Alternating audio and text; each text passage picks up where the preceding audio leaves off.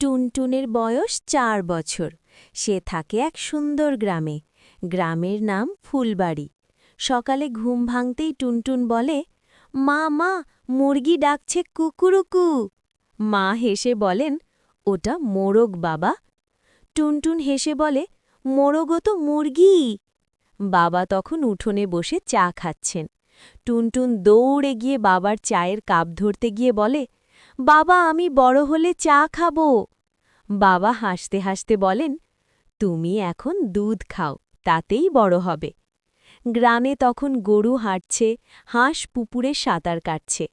টুনটুন হাঁস দেখে বলে, মা, হাঁসটা গোসল করছে।